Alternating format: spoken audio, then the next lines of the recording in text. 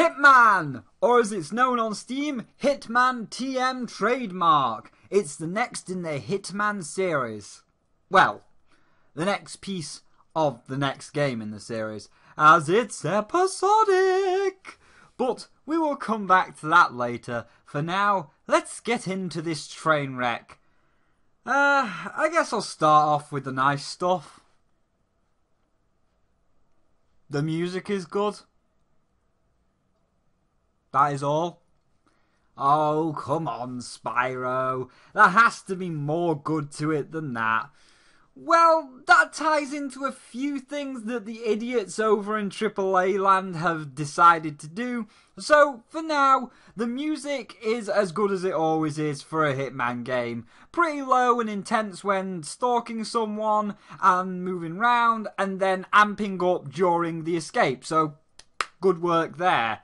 I guess the other nice thing is the graphics. Like, they are really stunning, and it's clear that the devs went all out on making the world and the characters as realistic as possible, which for a Hitman game is not a bad thing, as it's supposed to be somewhat realistic, like GTA or Saints Row. However, from this opening cutscene alone, I fear that they might have gone too realistic. By this I mean that it's clear that a lot of time and money has gone into making everything look really nice and real, and I fear that it's going to go the same way as Tomb Raider. You know, pour so much money and time into the graphics that the rest of the game suffers, and even if it sells like 7 million copies, it won't make its money back because the graphics cost so much, but still, they look really nice and work for the Hitman world. So, there are my 2 gold stars for you, Hitman. However, now I'm going to have to take them 2 away for everything else that you did wrong. First off, it's got always online connection. So even if you're playing the single player, if your connection goes down, then too bad. You're not going to be playing the game, which is always a stupid idea. Have you learned nothing from things like the SimCity debacle? Always online, but the servers could never handle it. And how much backlash Xbox got when they said that the Xbox One was always online?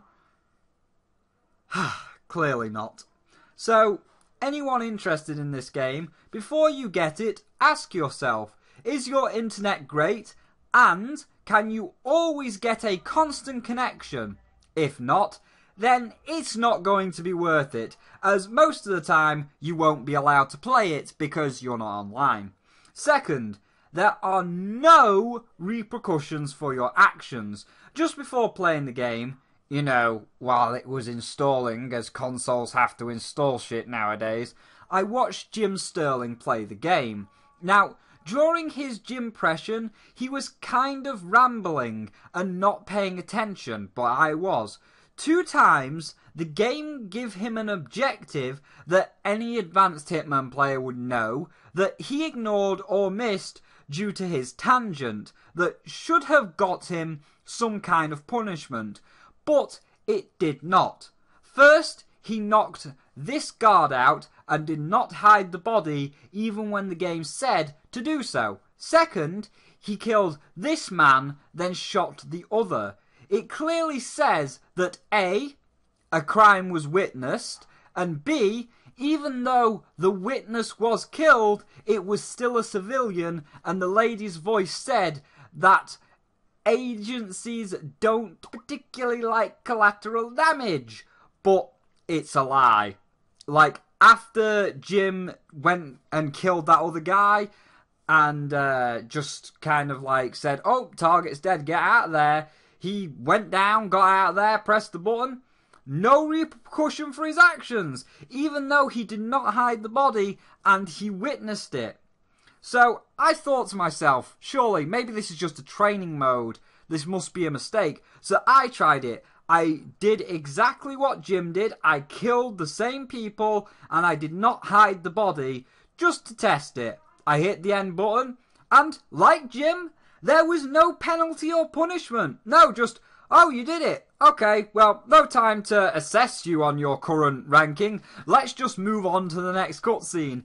And like Jim, I got the Blind Assassin achievement, or whatever it's called, which is where you assassinate the target without being seen, even though I was clearly seen and caused collateral damage. After seeing this, I started to get more and more liberal. With each mission going by, I got more and more bold, till the final mission in the Nazi facility or something, where, while I did it sneaky, so it was 1 or 2 guards at a time, I killed them all. Bang, dead. Bang, dead. Bang, dead. Bang, dead.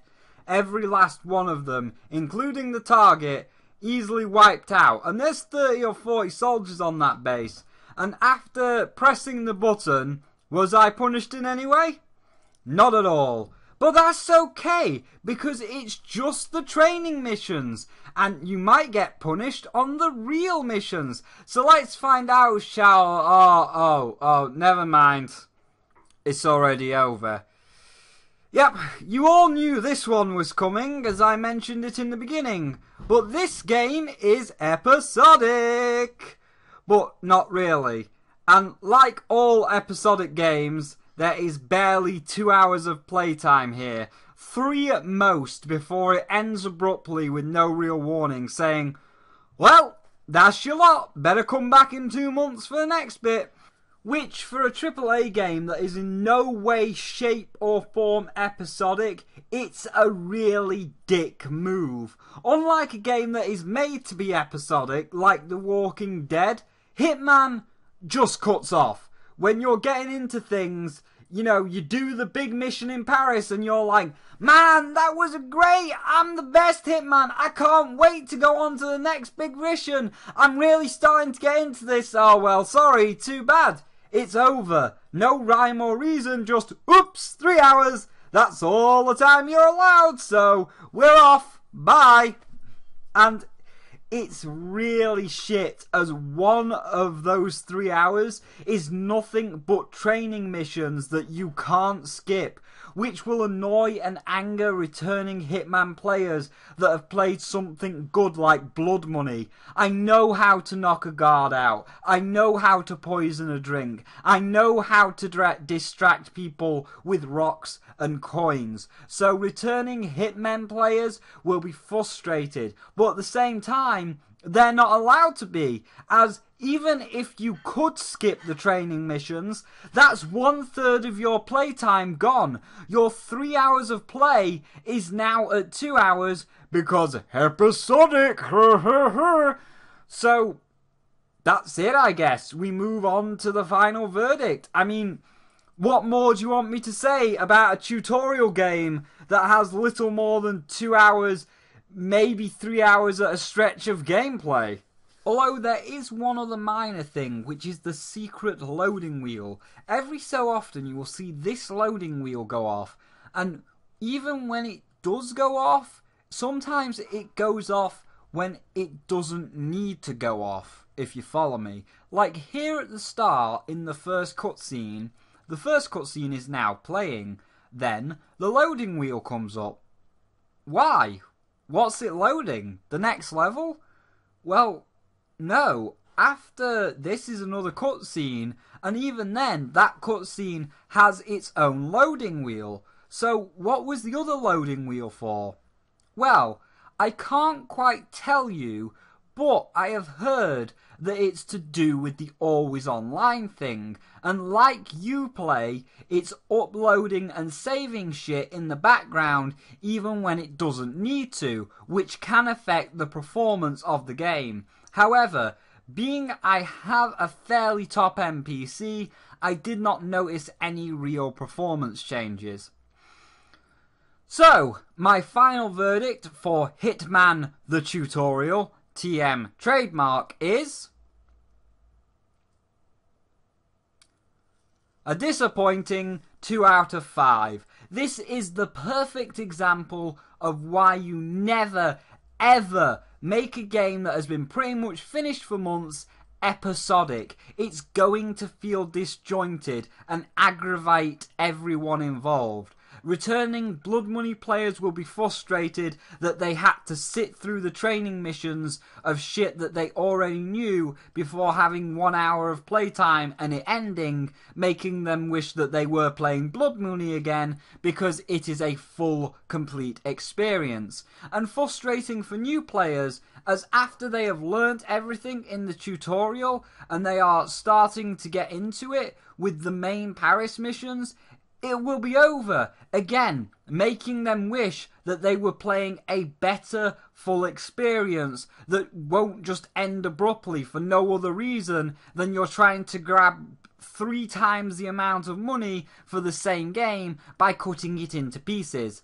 And they in turn will be told by returning players that Blood Money is far better and complete. And it's clear that Square Enix focus way too much on trying to make this game episodic for no good reason that they forgot to put most of the mechanics into the game, causing it to be nothing but Fallout 4 all over again. As there is a quick save feature wherein if you fuck up, you can load your last quick save to fix your mistake. But there is no mistake. As stated and shown, you can kill whomever you want and do whatever you want to get the mission done, and it does not matter how many people die or what you blow up because none of your actions have consequence. You killed the target. Good job. That's all we care about. Even on the non-training missions, like Paris, you can wipe out the entire ballroom and still win, as the target is dead, so who cares? And the most fucked up thing about this is, you can 100% the game in under 3 hours, so if you get it on Steam, you can easily abuse the refund policy as, hey, I beat the game in under 3 hours, and because it's under 3 hours, it's under your 3 hour time limit, so I'm allowed to return it. It's my right to return it because it's under 3 hours. So in a way, if you want to try it out, think of it as an extremely expensive rental. I already know a lot of reviewers that are annoyed that this is episodic, some even flat out refusing to review it and giving it an automatic 0 for being episodic. I hope Square Enix takes note of this and thinks twice before doing it to Final Fantasy VII, as there are far more fans of that than there are of Hitman trademark. Fans that are far more ravenous, shall we say? And making that one episodic, well, it's clear you want to dig your own grave, so here's the shovel, sir. I know they won't think twice, and that they are going to do it. I just hope they're ready for what comes next, as unlike in this game, that action will have consequences, and dire ones at that. But hey, by then, maybe that grave of yours should be fully dug. Right, Square Enix?